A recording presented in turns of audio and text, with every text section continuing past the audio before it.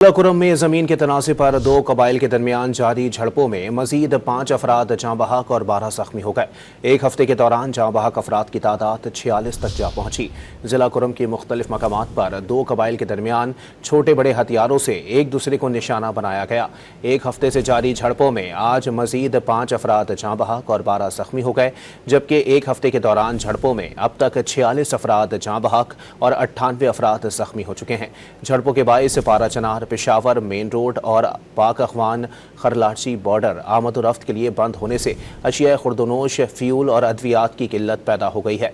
Cease fire के लिए ज़िला इंतज़ामिया, पुलिस, अस्करी क़यादत और कबायली मुशीरान और जिरगाह मेंबरान के साथ कोशिशों में मसरूफ़ हैं। झड़पों के बाइस पारा चनार, पेशावर मेन रोड और पाक अखवान खरलाची बॉर्डर आमद और रफ्त के लिए बंद होने से अशिया खुर्दनोश, फ्यूल और अद्वियात की किल्लत पैदा हो गई है। सीज फायर के लिए ज़िला इंतज़ामिया, पुलिस, अस्करी क़यादत और कबायली मुशीरान और जिरगाह मेंबरान के साथ कोशिशों में मसरूफ़ हैं।